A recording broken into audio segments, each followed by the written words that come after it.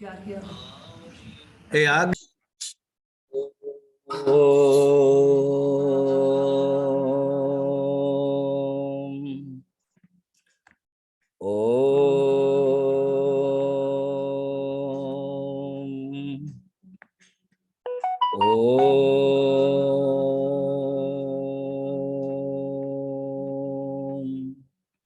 ओम सहना भवतु सहनो भुनक्तु सह वीर्यं करवावहै तेजस्विनावधीतमस्तु मा विद्विषावहै। ओम शांति शांति शांति। गुरुर्ब्रह्मा गुरुर्विष्णु गुरुर्देवो महेश्वरः गुरुरेव परं ब्रह्म तस्मै श्री गुरवे नमः। समस्त जन कल्याणे निरतं करुणामयं नमामि चिन्मयं देवं सद्गुरुं ब्रह्मविद्वरं सद्गुरुं ब्रह्मविद्वरं वसुदेवसुतं देवं कंसचाणूरमर्दनं देवकी परमानन्दं कृष्णं वन्दे जगद्गुरुं कृष्णं वन्दे जगद्गुरुम्। आनंद सागरा मुरलीधरा आनंद सागरा मुरलीधरा आनंद सागरा मुरलीधरा आनंद सागरा मुरलीधरा मीरा प्रभु राधे श्याम वेणुगोपाला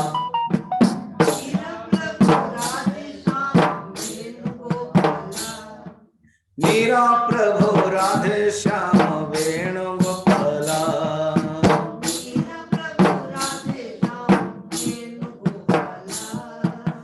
आनंद सागरा मुरलीधरा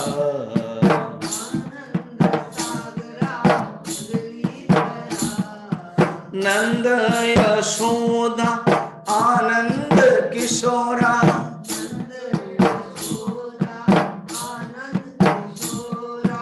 नंद यशोदा आनंद किशोरा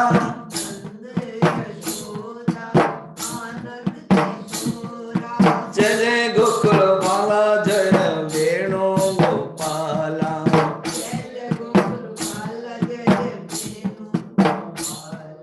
जय जय गोकुल वाला जय वेणु गोपाला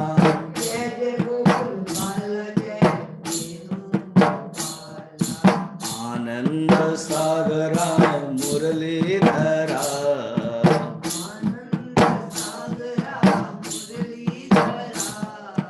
मीरा प्रभु राधे श्याम वेणुगोपाला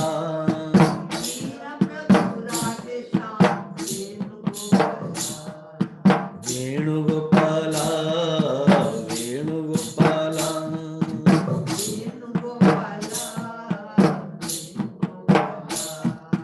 वेणुगोपाला वेणुगोपाला।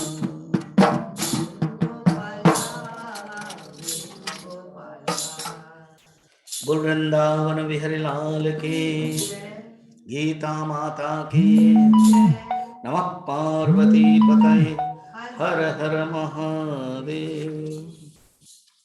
दशम अध्याय विभूति योग। विभूति का अर्थ खुद आचार्य यहाँ पर बता रहे हैं कि विभूति का जो अर्थ होता है वो है सर्वस्य मत आयत्त उत्पत्ति स्थिति ही प्रवृत्ति रूपा। अर्थात परमात्मा के जो ऐश्वर्य है, परमात्मा के जो उत्पत्ति और स्थिति प्रवृत्ति रूपा, वो है विभूति। सिंपल भाषा में एक्सटेंशन, भगवान के ही ये संसार विभूति है। जैसे जल है तो जल की विभूति है अलग अलग रस युक्त पानी। प्राण एक है मगर उसके जो विभूति है वो 10 प्राण है। तो जो स्वरूप होता है वो परमात्मा है और जो रूप होता है वो विभूति है। और योग क्या है? हेय प्रत्यनीक कल्याण गुण रूप। अर्थात योग का अर्थ यहां आचार्य शंकर और अलग अलग टीकाकार ने बताया, योग का अर्थ यह है कि कौशल सामर्थ्य, परमार्थ सामर्थ्य शक्ति इति योग। परमार्थ के जो सामर्थ्य शक्ति है, जो कैपेसिटी है, वो योग। योग का अर्थ हम ज्यादातर जुड़ना के अर्थ में बताते हैं, तो यहां पर युक्ति है, कौशल, उपाय। भगवान की जो माइक घटना की अघटना घटना पटीयसी माया, उसके कारण जो संरचना होती है उसको कहते हैं योग। इसी को योग माया कहते हैं। प्रतीति कराने का कौशल और सामर्थ्य को योग कहते हैं। और योग ऐश्वर्य, सामर्थ्य, सर्वज्ञत्व इत्यादि के कारण वो योग से उत्पन्न, अर्थात जो इनहेरेंट कैपेसिटी हो योग है, और विभूति जो एक्सटेंशन है, ये दोनों बता दिया। फिर भगवान ने कहा, इसको जो अच्छी तरह से जानता है, अविकंपेन योगेन युज्यते अत्र संशयः नास्ति। अर्थात वो अविकंप योग में रहता है, जो मेरे स्वरूप को और विभूति को, योग को, अर्थात सृष्टि करने के जो सामर्थ्य है वो योग है, और जो विभूति है जो ऑलरेडी ऐश्वर्य है, जो विभिन्न रूप में आया है, उसको जो जानता है। ठीक। अब इसका अर्थ यह है, भगवान के निरुपाधिक रूप और भगवान के सोपाधिक रूप को ही यहाँ पर विभूति योग कहते हैं। योग माने जो योग शक्ति है, सामर्थ्य शक्ति है, भगवान के निरुपाधिक रूप है। और विभूति का अर्थ है ऐश्वर्य, जो सोपाधिक रूप है। किस प्रकार की विभूति और योग के ज्ञान से ये जो अविकंप योग आप कहते हैं वो प्राप्त होता है? प्रश्न होता है कि आप जो कहते हैं विभूति और योग के ज्ञान से अविकंप, कल हम लोगों ने देखा कंप माने जो शरीर में कंपन होता है, जो बुखार होता है ना, तब कंपन होता है। तो ये मानसिक कंपन, मन के अंदर कोई चंचल नहीं है, मन शांत है, मन स्थिर है। कल एक कहानी से देख रहे थे, समर्थ रामदास को बुखार हो रहा था, शरीर तड़प रहा था। सुना कि उनके प्रिय शिष्य शिवाजी आए हैं, बस बुखार को कुछ दिन समय के लिए, 1-2 मिनट के लिए रख दिया और वो आ गए बाहर। वो आश्चर्य हुए, और ये कंबल क्यों हिल रहा है? ना, मैं अपने जो बुखार है वो प्रकृति के नियम है, प्रकृति का हम विरोध नहीं जा सकते। शरीर है अर्थ ये नियम होगा। तो मैं, मगर जो मन है मेरा स्ट्रांग है, ये जो मन है मेरे उस स्थिति में रहता है। अविकंप योग, निश्चय योग, इसको यहाँ पर अविकंप योग कहा है। अर्थात परम जो आध्यात्मिक योग इति अविकंप योग, इसका एक नया नाम दिया भगवान ने खुद, अविकंप योग। उस अविकंप योग को जो जानता है, प्राप्ति करता है, अब वो 4 श्लोक में बता दे। 8, 9, 10, 11 4 श्लोक में उसी अविकंप योग को जानने वाला और जानने की मेथड है। और एक बार वो जब जानता है ना अर्जुन, वो भक्ति की दृष्टि से और ज्ञान के दृष्टि से उन लोगों के लक्षण भी बताते इन 4 श्लोक में। आज के जो 4 श्लोक है बहुत ही सुंदर, 10वें अध्याय की इन 4 बहुत प्रसिद्ध है। स्पेशली 9 नंबर जो श्लोक है बहुत प्रसिद्ध है। अभी हम लोग 8 नंबर श्लोक में जाएंगे। श्री भगवान वाच भगवान् उवाच अहं सर्वस्य प्रभवः अहं सर्वस्य प्रभवः मत्तः सर्वं प्रवर्तते मत्तः सर्वं प्रवर्तते इति मत्वा भजन्ते माम् इति मत्वा भजन्ते माम् बुधा भावसमन्विताः बुधा भावसमन्विताः श्रीभगवानुवाच श्रीभगवानुवाच अहं सर्वस्य प्रभवः अहं सर्वस्य प्रभवः मत्तः सर्वं प्रवर्तते मत्तः सर्वं प्रवर्तते इति मत्वा भजन्ते माम् इति मत्वा भजन्ते माम् बुधा भावसमन्विताः बुधा भावसमन्विताः। भगवान कहते हैं अहम सर्वस्य प्रभवः, माने मैं संपूर्ण जगत का प्रभव है, उत्पत्ति का कारण है, और सारा जगत मुझसे ही उत्पन्न हुआ है एवं मुझसे ही प्रवर्तित होते हैं। जैसे मत्तः सर्वम ततम, मया इदम सर्वम ततम भगवान ने नवम अध्याय में कहा था। अब यहाँ कहते हैं मत्तः, मुझसे सर्वम प्रवर्तते, वो प्रवर्तित होता है, प्रेरित होकर के प्रवर्तित करता है, चेष्टा करता है। अच्छा, ऐसा मान करके इति मत्वा भजन्ते माम, माम मुझे इस प्रकार के स्वरूप में जो जानते हैं, बुधा भाव समन्विताः, भाव माने परमार्थ तत्व का धारणा, भाव कह इति, भाव क्या है? एक तो साधारण के अंदर भाव करते इमोशंस, भाव मन के अंदर जो मानसिक भाव होता है, या कहते हैं परमात्मा तत्व रूप धारणा रूप भाव। परमात्मा तत्व को जो धारणा करके रखता है ना, वो भाव है। तो वो जो भाव बताते हैं उसको जान लो, परमात्मा रूपक का जो भाव है, इस भाव में जो समन्विता जानते हैं वो कौन है ना, इस प्रकार के भाव बुधा, वो ज्ञानी है, वो ज्ञानी है और वो जानते हैं, ये बताते हैं यहाँ पर। उसके बाद भाव समन्विता, वो ही सचमुच भावना से समन्वित हो रहे, माने परमात्मा तत्व से युक्त हो जाते हैं, परमात्मा तत्व को जानते हैं और युक्त होते हैं।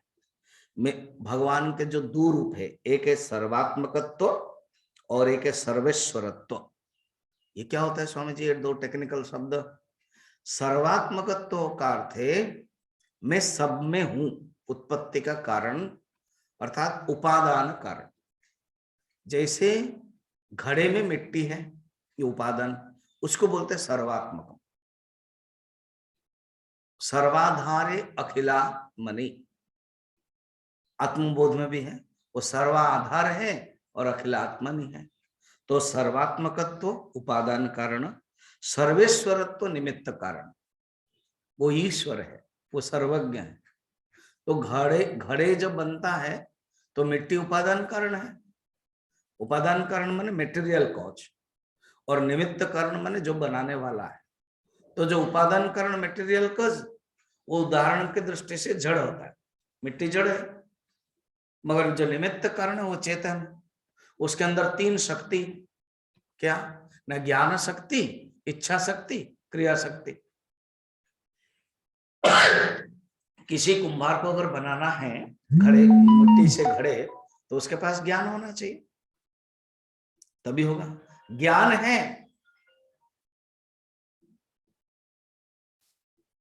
मगर इच्छा नहीं है तो नहीं बन सकता है। क्यों इच्छा नहीं? इतने ठंड में कौन बनाए बाबा? चुपचाप रहो। कहोगे हाथ गीला होगा, मिट्टी होगा, हाथ थर रहा है तो नहीं होगा। नहीं नहीं नहीं, इच्छा है, क्योंकि अभी डिमांड है, बनाना है। वो कौन से बनाना है? वो जो चूल्हा है ना पटियाला में, अभी वहां पर हमारे आश्रम के पास में ही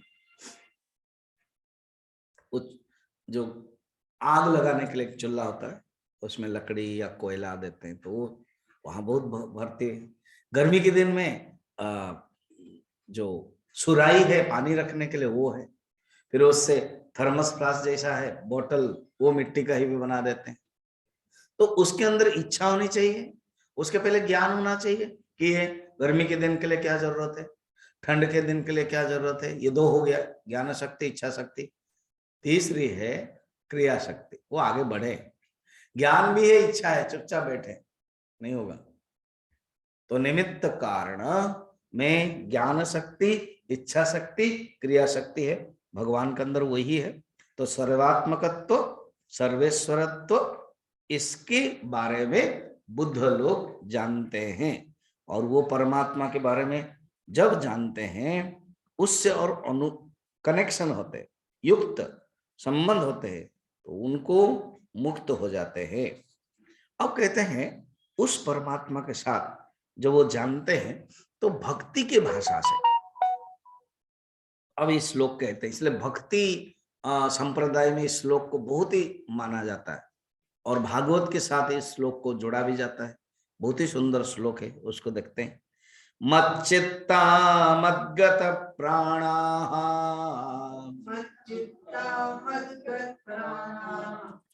बोधयन्तः परस्परम् कथयन्तश्च मां नित्यम् तुष्यन्ति च रमन्ति च मच्चित्ता मद्गत प्राणाः बोधयन्तः परस्परम् कथयन्तश्च मां नित्यम् तुष्यन्ति च रमन्ति च मच्चित्ताः। वो ये सब लक्षण बताते हैं 9 नंबर में। 1, 2, 3, 4, 5 और 6 लक्षण है। कुछ लक्षण की दृष्टि से और कुछ उनकी क्रिया की दृष्टि से वो क्या करते हैं। तो एक एक करके देखते हैं। 6 पॉइंट है।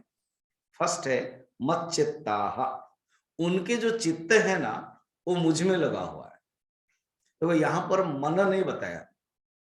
एक होता है अंतःकरण, मन, बुद्धि, चित्त, अहंकार। तो मन जो है वो संकल्प विकल्पात्मक मन, बुद्धि वो है जो निश्चयात्मिका बुद्धि है, चित्त वो है जो स्मरणात्मिका चित्त है, और अहंकार है अहम कर्तु इति अहंकार है। ये हो गया चित्त के एक परिभाषा है, एक डेफिनेशन है। ठीक है, एक डेफिनेशन बताया। दूसरा डेफिनेशन है integrated mind and intellect is equal to चित्त। माने क्या है ना, मन समन्वित मन बुद्धि। मन और बुद्धि दो नहीं रहता है। जिसने अपने मन को भगवान में लगा दिया, उसका मन और बुद्धि अलग अलग नहीं रहता, एक ही हो जाता है।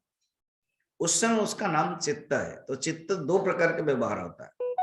एक स्मरणात्मिका चिंतनम कर्तु इति चित्त, और एक समन्वित मन बुद्धि चित्त, इंटीग्रेटेड माइंड एंड इंटेलेक्ट। यहां पर चित्त इंटीग्रेटेड माइंड एंड इंटेलेक्ट समन्वित के रूप में व्यवहार किया गया। तो चित्त जिनका गता है मच्चित्ताः, अर्थात उनका चित्त मुझ में लगा हुआ है। फिर मदगत प्राणाः, उनका जीवन मुझ में ही गया हुआ है। गत माने गया, गत नहीं गत। तो मदगता प्राणाः, जिनके प्राण, अर्थात यहां पर प्राण का दो अर्थ है। एक सिंपल अर्थ है प्राण माने जीवन। कहते हैं तुम्हारा प्राण नहीं चल रहा है क्या, तो जीवन, तो जिसका जीवन whole life is surrender to God, वो अर्थ है। यहां पर भाष्य में कहते हैं प्राण माने इंद्रिय, अर्थात जिनके इंद्रिय मुझ में लगे रहते हैं, जिन लोगों की इंद्रिय आदि क्रिया मुझ में भजन आदि में व्यापृत रहती है, जिनकी इंद्रिय बाहर से संसार से उपसंग्रत होकर के मुझ में ही निविष्ट रहता है, इस उनको, या तो दूसरा अर्थ में जिन लोगों ने अपने जीवन को मुझे ही समर्पण कर दिया है और कोई उनके अंदर दूसरा प्रयोजन नहीं। जीवस्य तत्व जिज्ञासा, जीव के लक्ष्य क्या है, केवल तत्व जिज्ञासा के लिए उनको मदगत प्राणाः कहा। तो दोनों अर्थ हुआ है, एक है प्राण का अर्थ है जीवन, फुल जीवन, life is being surrender to God. Second है प्राण माने इंद्रिय, इंद्रियों के अंदर जितने भी क्रिया है, चेष्टा है, वो सिर्फ मेरे लिए है, ये बताया। दो हो गया। फिर परस्परम बोधयन्तः, भक्त लोग जब आपस में मिलते हैं केवल यही भगवान की कथा कहते हैं। तृतीय स्कंद में इसका स्पष्ट वर्णन है, जब उद्धव जी को भगवान कृष्ण ने प्रवचन दिया, ज्ञान दिया, सुंदर ज्ञान दिया और भेजा कि बद्रीनाथ जाओ, और कहा कि सुनो सुनो, रास्ते में तुम विदुर चाचा से मिलोगे, तो विदुर चाचा से जब मिलोगे, जो ज्ञान मैंने दिया है, और देते समय मैत्रेय ऋषि आए थे, मैत्रेय ऋषि भगवान वेद व्यास जी का मित्र है। भगवान वेद व्यास और मैत्रेय ऋषि ये दोनों पराशर, वेद व्यास जी के जो पिताजी पराशर से ज्ञान प्राप्त किया था, और पराशर के आश्रम में जब वेद व्यास जी रहते थे, अध्ययन कर रहे थे, साधना कर रहे थे, मैत्रेय ऋषि भी आए थे। तो मैत्रेय ऋषि इन दोनों के मित्र हैं और भगवान के परम भक्त हैं। पूर्व जन्मों में, इसी जन्म में बहुत तपस्या किया होगा, उनके अंदर इच्छा भी होगी कि भगवान मैं आपका दर्शन करूं और आपके मुख से ही मैं सत्संग पाऊं। जब भगवान कृष्ण उद्धव जी को प्रवचन देते थे, लकीली मैत्रेय जी आ गए। भगवान को भी पता है उनकी इच्छा है, वो जो प्रवचन मैत्रेय जी से सुना, मैत्रेय जी ने भी सुना। मैत्रेय जी को भगवान ने कहा था कि ये ज्ञान आप विदुर को दे देना, और उद्धव को भी कहा था तुम मिलोगे। अब मैत्रेय जी चले गए कहां, देखो मैत्रेय जी उद्धव जी दोनों भगवान से सुने प्रवचन, मगर उद्धव जी भगवान के अंतरंग है, भगवान को उत्सव मूर्ति है। बद्रीनाथ में आप जाओगे, उद्धव जी का अभी हम लोगों ने भागवत में भी देखा था उद्धव जी का क्या महत्व है, मगर मैत्रेय जी उनके साथ नहीं गए। और कोई होता तो चलो दोनों ही साथ में यात्रा करते, नहीं, उनको मालूम है ये व्याघात है, सबके अपने अपने व्यक्तिगत जीवन है। उद्धव गए हरिद्वार, मैत्रेय गए हरिद्वार, उद्धव जी विदुर से हरिद्वार में मिले और मैत्रेय जी हरिद्वार पास करके बद्रीनाथ चले गए, नहीं हरिद्वार में रहे। उद्धव जी चले गए बद्रीनाथ, मैत्रेय रह गए हरिद्वार में। और जब हरिद्वार में इन दोनों मिले पहले, उद्धव एंड विदुर, तो भगवान के बारे में पूछा कि विदुर को तो पता नहीं अभी क्या हो गया घटना, महाभारत युद्ध हो गया, सब लोग मर गए, अभी राजा हो गए, बड़े खुश भी हुए, और भगवान भी शरीर त्याग कर दिया, उपदेश भी दिया था, सब कुछ सुन लिया, सारी रातें बातें हो रही, परस्परम बोधयन्तः कथयन्तः, ये पूरा एग्जाम्पल विदुर और उद्धव का है। उद्धव जी भगवान के कृष्ण की याद करते करते उनकी आंखों से आंसू आती है, विदुर जी भगवान कृष्ण को याद करते करते आंखों से आंसू आती है। विदुर जी एक घटना कहते हैं कि मैं मेरे पत्नी के पास कैसे मेरे घर आ गए थे, दुशासन खिलाया, सब छोड़ दिया, मेवा त्याग, दुर्योधन के मेवा त्याग, विदुर साग खाई। तो ऐसे भगवान उनके बारे में चिंतन करते करते उनकी आंखों से आंसू, परस्परम बोधयन्त कथयन्तश्च। तो जब उन्होंने कहा कि ज्ञान मैंने सुना है, तो विदुर ने कहा कि आप मुझे दीजिए ना वो ज्ञान। नहीं, ये ज्ञान भगवान ने कहा है आपको मैत्रेय जी देंगे, आप मैत्रेय जी से मिल लीजिए। फिर हरिद्वार में मैत्रेय जी से मिले और इतना कह करके विदुर उद्धव चले गए बद्रीनाथ। कितना सुंदर कथा है, परस्परम बोधयन्तः। अच्छा, और भी ऐसे ही निषाद राज और लक्ष्मण परस्परम बोधयन्तः। खुद हम लोग देख रहे थे गोपियां और राधा उद्धव को मिलने के बाद, अभी आगे के प्रसंग में भी है, अभी तो भ्रमर गीत देखा, फिर तुरंत उद्धव जी जब शांत भावना हो गई, राधा के भ्रमर गीत समापन हो गया, तब सब उद्धव जी पूछते एक एक करके केवल कृष्ण के ही बारे में। कथा कौन है? कृष्ण। लक्ष्य कौन है? कृष्ण। चर्चा क्या है? कृष्ण कथा। दुस्तज्य तत्कथार्थ। भ्रमरवेद कहते हैं सब कुछ ठीक है, मगर उनकी कथा को हम त्याग नहीं कर सकते। ये कथा ही हमारे अंदर से निकलती है। तप्त जीवनम, ये जो तव कथामृतम तप्त जीवनम, ये आपके जो कथामृत है वो श्रेष्ठ है। परस्परम भावयन्तः कथयन्तः, भावयन्तः कथयन्तः, बोधयन्तः कथयन्तः, बोधयन्तः कथयन्तः, ये दो अलग अलग है। बोधयन्तः एक दूसरे को संबंध में, आपस में एक दूसरे को अनुभव व्यक्त करते हैं। बोधयंत माने एक दूसरे को समझाते हैं, एक दूसरे का अनुभव व्यक्त करते हैं। कथयंत नित्यम अपने शिष्य के सामने हो व परस्पर है कथा कहते हैं, भगवत भजन करते हैं। जैसे गुरु सत्संग करते, ये अभी हम लोग जो करते हैं कथयंत। जो ग्रुप डिस्कशन में बोधयंत, एक दूसरे को बोलता है तो बोधयंत जाएगा। और प्रवचन में कथयंत, फिर आप लोग क्या करते हो? श्रृण्वंत, सुनते हो। फिर 4 हो गया मदगत प्राणाः। फिर उसके बाद तो यहाँ पर क्या बताया? मच्चित्ता बोधयंत परस्परम कथयंत 4। तुष्यन्ति, अर्थात ये कथा कहने के बाद ये क्या होते हैं? तुष्यन्ति, खुश होते हैं। खुश होते हैं माने संतोष होते हैं, बहुत ही खुश होते हैं, तुष्यन्ति। और उसके बाद रमन्ति, रमन्ति माने रमण करते हैं। तुष्यन्ति और रमन्ति, खुश होते हैं, संतुष्ट रहते हैं, अनुमोदन भी करते हैं। और रमंत मैंने मुझ में ही, उसी भगवान की कथा में मुझ में ही रमण करते हैं। पतंजलि ने योग दर्शन में सूत्र में भी यही कहा है, क्या? संतोषाद अनुत्तम सुख लाभ। जब मन के अंदर संतोष होता है ना, तभी सुख प्राप्त होता है। अशांत से कुतः सुखम, गीता में कहा है। अशांत व्यक्ति सुख कैसे प्राप्त करेगा?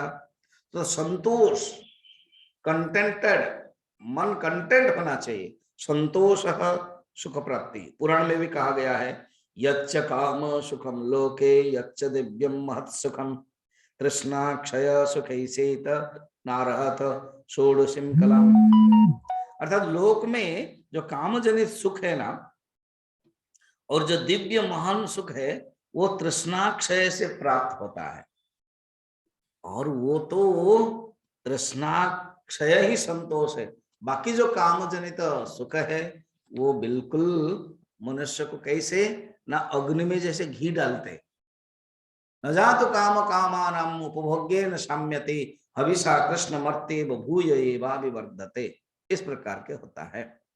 अब इतना कहने के बाद भगवान 7 से 9 प्रेम पूर्वक भगवान का भजन के जो लक्षण है और क्रिया संपादन बताया, कुछ लक्षण बताया और भजन किस प्रकार के करते। मदगत प्राणाः मच्चित्ताः, ये लक्षण है। परस्परम बोधयंत, वो करते हैं। कथयंत, करते, क्रिया है। तुष्यन्ति, क्रिया है। रमन्ति, क्रिया है। तो अब भगवान के प्रेम पूर्वक भजन किस प्रकार के करते हैं? अच्छा, सब लोग क्यों नहीं कर पाते? प्रश्न है, सब लोग इस प्रकार के क्यों नहीं कर पाते? 6 मेथड है बताया, कुछ लक्षण है और कुछ क्रिया।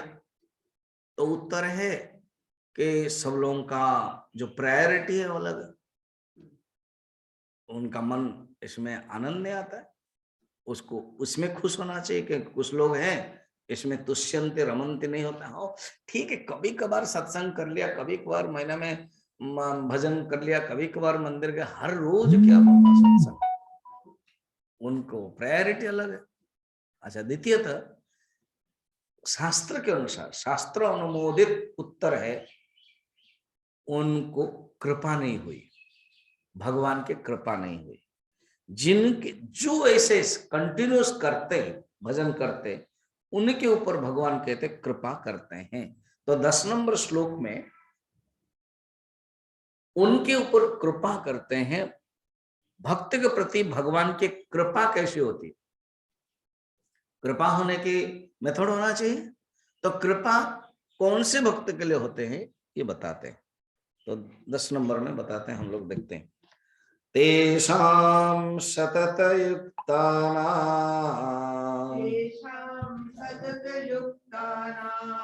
भजतां प्रीतिपूर्वकम् ददामि बुद्धियोगं तम् येन मामुपयान्ति ते तेषां सततयुक्तानां भजतां प्रीतिपूर्वकम् ददामि बुद्धियोगं तम् येन मामुपयान्ति ते।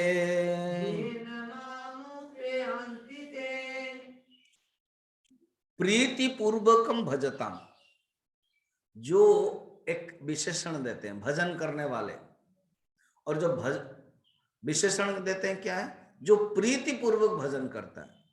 इसका अर्थ है कोई अप्रीति पूर्वक भजन करते हैं क्या ना, हाँ हो भी सकता है, कोई जबरदस्त कर रहे।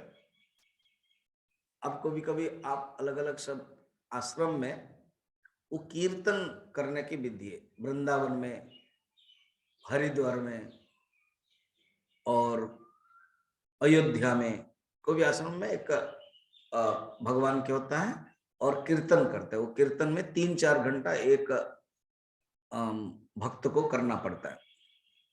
वो कीर्तन रहता है, हरे राम राम राम हरे हरे, हरे कृष्ण कृष्ण कृष्ण हरे हरे, 1 या 2,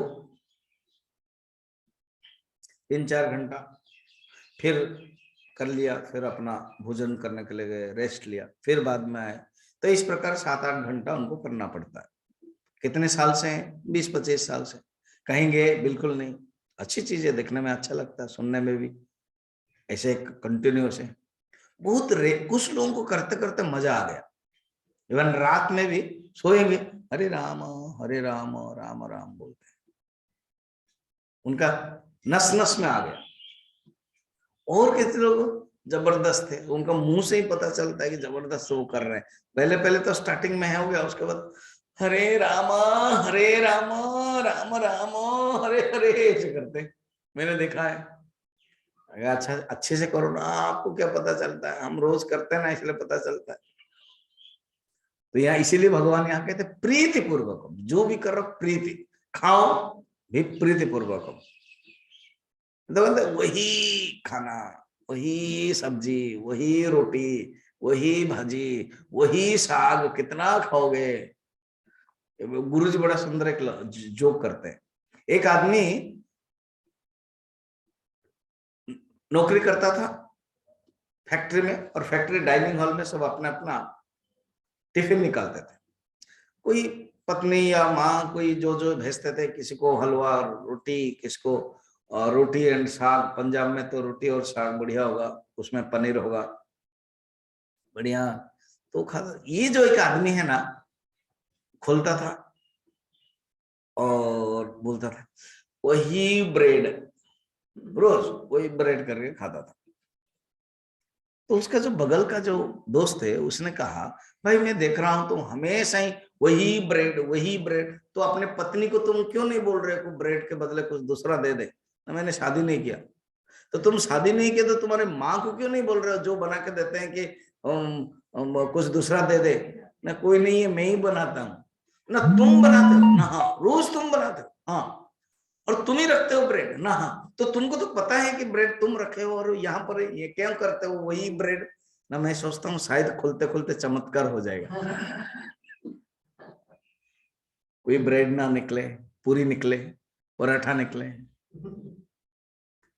तो तुमको तो पता ही है कि यही रखा है और उसी को प्यार से खाना चाहिए वही ब्रेड। तो कहते नहीं, प्रीति पूर्वकम भजताम, प्रीति पूर्वकम भोजनम, प्रीति पूर्वकम कर्मणम, प्रीति पूर्वकम सब कुछ क्रिया। अगर मैं प्रवचन दूंगा, ओहो फिर प्रवचन देना पड़ेगा, तो अगर है तो उसमें फिर पता भी चल जाएगा। कोई भी काम करे प्रीति पूर्वक करे, इसलिए भगवान कहते हैं भजता। भजन का अर्थ नहीं है कि जैसे मैंने एग्जाम्पल बताया कीर्तन में बैठना पड़ता है, वो नहीं, भजता हम करते हैं भगवान को याद करना, कोई भी काम करते हैं तो प्रीति पूर्वकम भजताम सतत युक्तानम। ऐसे देखा जाए लिटरली जो भजन करना वो सतत युक्ता तो होगा ही नहीं है। एग्जाम्पल में जिस आश्रम में भी कंटिन्यू 20-25 साल से चल रहा है, वो तो एक आदमी सिर्फ 4 घंटे ही कर सकता है, फिर तो उसको आना पड़ेगा। तो ये कैसे होगा सततम? अर्थ यह है मन में याद रखना, कोई भी कर्म करे मन में, प्रीति पूर्वकम भजताम सतत युक्तानाम, ऐसे करने वाले तेषाम उन लोगों को तम बुद्धि योगम ददामि, मैं उनको बुद्धि योग दे देता हूं अर्जुन। ये बुद्धि योग सबके लिए नहीं है। जो भजन करता है, जो मन जिसका युक्त है, भाव समन्विता है, उनको एक खास बुद्धि योग दे देता हूं। ये न ते माम उपयंती, इस बुद्धि योग से मुझे प्राप्त कर सकते हैं। शास्त्र में एक बहुत सुंदर लिखा हुआ है, क्या? नहस्ते तीर मादाय, अर्थात परमात्मा के कृपा। पहले इस कृपा के बारे में समझे, क्योंकि कृपा कहते हैं ना प्रीति पूर्वकम बुद्धि योगम। अगले श्लोक तो शब्द भी बताते हैं, कृपा के शब्द बता रहे हैं क्या कि तेषाम अनुकंपार्थम, अनुकंपा माने कृपा। तो अभी दोनों हम देख रहे हैं कि कृपा कितने प्रकार है ना, 5 प्रकार कृपा है। एक है भगवत सामान्य कृपा, ये भगवत सामान्य कृपा सबको है। अच्छा हाँ, जो नास्तिक है उनके लिए भी है। कैसे? ना भगवत सामान्य कृपा से शरीर मिला, भगवत सामान्य कृपा से भोजन मिल रहा है, हवा मिल रही है, सूर्य मिल रहा है। कहाँ सूर्य स्वामी जी? 20 दिन से सूर्य ही नहीं है। अरे यहाँ नहीं है, कहीं तो है। आज ये एक सुंदर छोटा सा बच्चा है और वो बड़ा सुंदर मुंह बनाकर लिखा है, वायरल हुआ व्हाट्सएप, लिखा हुआ है सूर्य इतने दिन से दिखाई नहीं दे रहा, पता नहीं 2021 के साथ चला तो नहीं गया, 2021 के साथ कहीं भाग तो नहीं गया।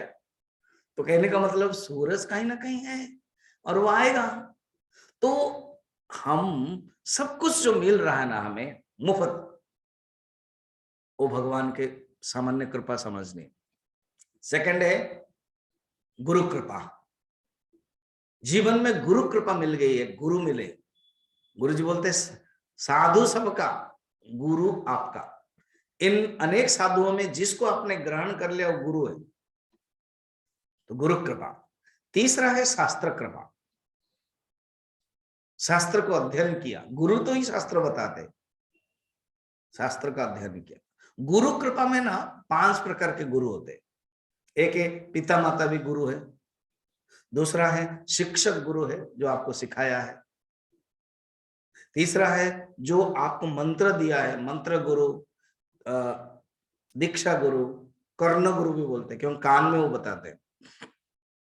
मंत्र देते हैं मंत्र गुरु, दीक्षा देते हैं इसलिए दीक्षा गुरु। एक ही है 3 नंबर वाला, उसका 3 अलग अलग नहीं है, एक ही। सेकंड वाला शिक्षक जो टीचर, कोई भी फिजिक्स टीचर हो, नर्सरी टीचर से लेकर के एमएससी तक टीचर। फर्स्ट है पिता माता, 3 हो गया। चौथा है शास्त्र गुरु, जो शास्त्र पढ़ाता है वो शास्त्र गुरु है। और 5वां है सदगुरु। तो ऐसे गुरु है, गुरु कृपा होती है। धीरे धीरे अगर हम अधिकारी है तो अपने आप सदगुरु मिल जाते हैं। बाकी तो हम चयन करेंगे, ढूंढेंगे, सदगुरु को ढूंढना जरूरत नहीं पड़ेगा, सदगुरु खुद आएंगे। तोतापुरी खुद आते हैं रामकृष्ण परमहंस को मिलने के लिए, ज्ञान देते हैं। और हमारी जब चित्त अंतःकरण बढ़ जाता है, जिससे हमने दीक्षा ली, जिससे हमने शिक्षा ली, माने जो शास्त्र किया, उन्हीं को ही हम सदगुरु के रूप में मानते हैं। ठीक है, तो पहला कृपा थी सामान्य कृपा, सेकंड गुरु कृपा, थर्ड शास्त्र कृपा, फोर्थ है आत्म कृपा। सब कुछ है मगर इंटरेस्ट ही नहीं, आत्म नहीं, आत्म कृपा जिसको बोलते हैं पुरुषार्थ, वो नहीं है। कुछ लोग तो दैव कृपा भी बोलते हैं। दैव जैसे एक किसान है, सब तैयार कर दिया, दैव भी ठीक है, इंटरेस्ट ही नहीं काम करने के लिए, तो आत्म कृपा। एंड लास्ट है भगवत विशेष कृपा, यमा वैश्य गृणते तेन लभ्य, भगवान इसी को ही कहते हैं बुद्धि योगम। आगे भी और क्लियर करेंगे अनुकंपार्थम, कैसे उसकी प्रक्रिया कैसे होता है, वो भगवान 11 नंबर श्लोक में बताएंगे। तो अभी जो बुद्धि योगम माने, मैं सबको नहीं देता हूं बुद्धि योग, सबको क्या क्या दे दिया, सबको सामान्य दे दिया, सामान्य कृपा दे दिया, सामान्य फैसिलिटीज दे दिया। उसके बाद जैसे घर में 5 बच्चे हैं, 5 बच्चे को 1 लाख 1 लाख 1 लाख 1 लाख दे दिया, अब तुम अपना करो, कुछ नौकरी करो, पढ़ाई करो, बिजनेस करो, देखोगे सब अलग अलग आएगा, किसका डेबिट में ही जाएगा, किसका क्रेडिट में जाएगा, किसका ठीक चल रहा है, कोई चालाक हो जाएगा, अलग है, वो सब पुरुषार्थ भी है। तो इसी प्रकार भगवान सामान्य कृपा तो सबको दे देते हैं, और सामान्य कृपा भी देते हैं, किसको मिलता है किसको, अगेन प्रश्न होगा ना, नहीं स्वामी जी सामान्य कृपा हुआ ना, कहाँ देते, कोई गरीब है कोई धनी है, तो भगवान क्या है लिस्ट देखते, जिसका बैंक अकाउंट में जितना है उतना देते, पूर्व जन्म में जो अच्छा कर्म किया उसके अनुसार मिलेगा। तो विशेष कृपा माने बुद्धि योग। बुद्धि योग के समझने के लिए एक श्लोक है, न हस्ते तीर मादाय, भगवान की कृपा कैसे जानेंगे, ये नहीं कि भगवान की कृपा का अर्थ है मैंने, जैसे कोई मिनिस्टर आता है, कलेक्टर आता है, तो उनके पीछे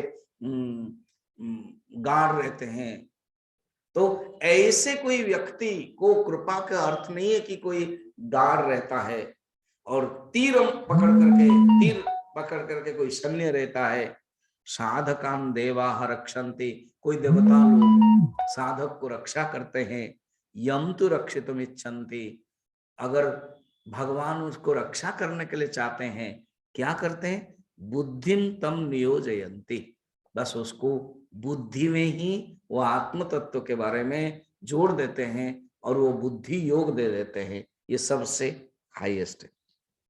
एक छोटी सी कथा है, उससे हम आगे बढ़ते हैं।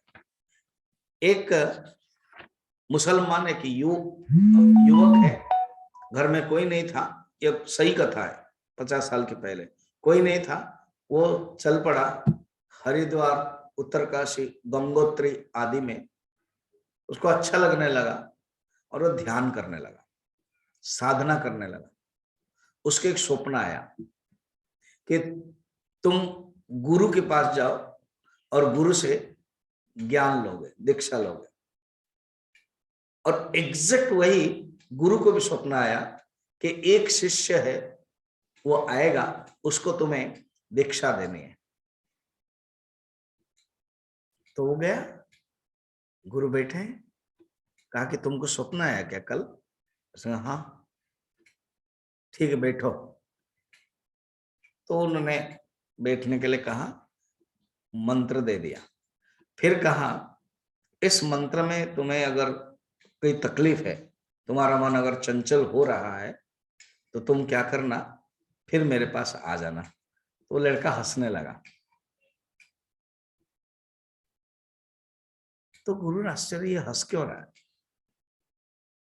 ना, तुम हंस क्यों रहे हो ना, मैं इसलिए हंस रहा हूं, मैं कौन हूं मन को शांत करने के लिए, माने आप बताइए, आपको स्वप्न किसने दिया, ना भगवान ने। जब मुझे दीक्षा देने के लिए आपको स्वप्न दे सकते हैं, मेरा मन को शांत करने के लिए आपको या किसी दूसरे को स्वप्न नहीं दे सकते हैं, इसलिए मैं क्यों चिंता करूं। तब गुरु ने कहा कि बेटा सचमुच तुम उसी स्थिति में पहुंच गए हो, बुद्धि योग तुम्हारे पास आई, अर्थात सब कुछ भगवान के ऊपर निर्भर है, मैं क्यों चेष्टा करूं। देखो ये और एग्जाम्पल से, कहानी से ये ले लेना था स्वामी जी, तब तो बढ़िया हो गया ना, क्यों मैं क्यों चेष्टा करूं।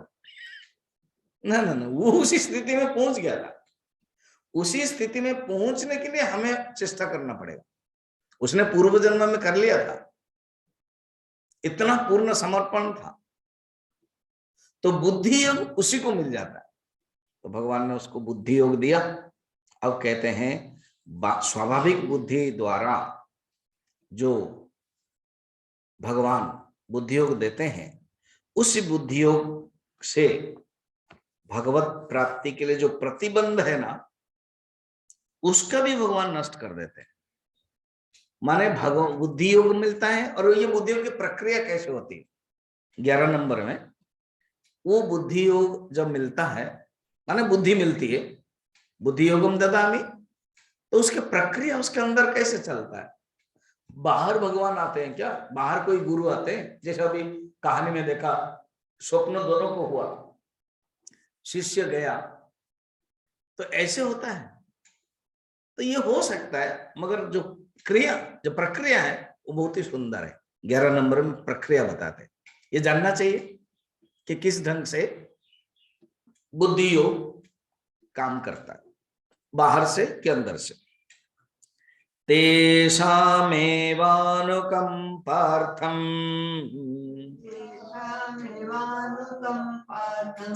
अहमज्ञानजं तमः नाशयाम्यात्मभावस्थः ज्ञानदीपेन भास्वता। उनको अनुकंपा करने के लिए, कृपा करने के लिए, क्योंकि they deserve what I Dzire I don't get, what I deserve I get. तो वो डिजर्व है अर्जुन, ऐसे भक्त लोग, क्योंकि सतत युक्तानाम प्रीति पूर्वकम भजताम सतत युक्तानाम, उसके पहले भी बताया था अनेक लक्षण, ऐसे व्यक्ति को उनके लिए अनुकंपार्थम आत्मभावस्थ, अर्थात आत्मभाव में स्थित होकर के, अर्थात क्या, ऐसे जो भक्त लोग वो संसार भाव में स्थित नहीं रहते, वो आत्मभाव में स्थित हो जाते हैं, और उनके अंतःकरण में भगवताकार आत्माकार वृत्ति होकर के मैं ही प्रकट हो जाता हूं। देखो ये खास है प्रक्रिया, कहते मैं ही प्रकट हो जाता हूं। क्योंकि कैसे आप प्रकट हो जाते हो ना, क्योंकि मैंने बताया था ना, मैं सर्वात्मा रूप में हूं, मुझे प्रकट होने के लिए कोई परिश्रम नहीं करना पड़ता है, मैं हूं, मैं था उस समय, मगर संसार के कारण वो मुझे जान नहीं पा रहा था। जब उसका मन मुझ में लगा तो वो स्पष्ट हुआ। ऐसे के एग्जाम्पल देखो, एक दर्पण है, जिस दर्पण के सामने हम खड़े हैं और वो दर्पण साफ भी है, कोई है नहीं तो दिखाई देता है, और एक दर्पण है जो बंद है, कपड़ा भी है, तो बोले मुझे तो कुछ दिखाई नहीं दे रहा था। तो ऐसी स्थिति है जो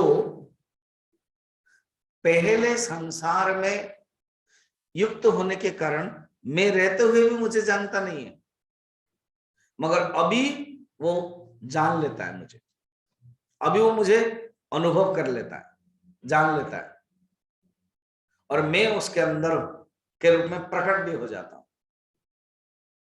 कबीर कहते हैं जब मैं था तो वो हरि नहीं, ये अंदर में जब मैं था ना तब हरि नहीं था, और जब हरि था तब मैं नहीं, दोनों एक साथ नहीं रहते। ये प्रेम की गली अति सांकरी, जाके दोनों न समाए। गुरुदेव कहते हैं when God exist man vanishes, When man exists, God vanishes. तो ये सुंदर प्रक्रिया। अच्छा, आप आ जाते हो, आप आके क्या करते हो ना, मैं आत्म रूप में आकर के ज्ञान रूप उज्ज्वल दीप भास्वता ज्ञान दीपेन अज्ञानजम तमः, अज्ञान से जो उत्पन्न तम दूर कर देता हूं। इसको कहते हैं विशेष कृपा का फल है। देख वो बेस्ट एग्जांपल है। वो जो सन्यासी माने युवक साधक है, उसने कहा कि मैं क्या करूं, अगर आपके पास आने के लिए वही भगवान मुझे प्रेरित किया और आपको भी प्रेरित किया, मेरे लिए वही करेंगे। तो भगवान सचमुच यहाँ इसे करते हैं अंदर में रहकर। बाहर तो एक जस्ट एक प्रक्रिया है और अंदर में होता है। क्या अंदर में होता है? आत्म रूप में हो करके प्रकाश तत्व के रूप में, ज्ञान रूप में अंधकार को नष्ट कर देते हैं, ये बताया। अब आगे के श्लोक में क्या बताते हैं, देखिए 11 के बाद 12। अब अर्जुन 7 श्लोक में क्वेश्चन पूछते हैं अर्जुन। अभी अर्जुन का प्रश्न है, भगवान ने सोचा थोड़ा सा रेस्ट ले ले, देखते हैं ये क्या समझ रहा है कि नहीं है।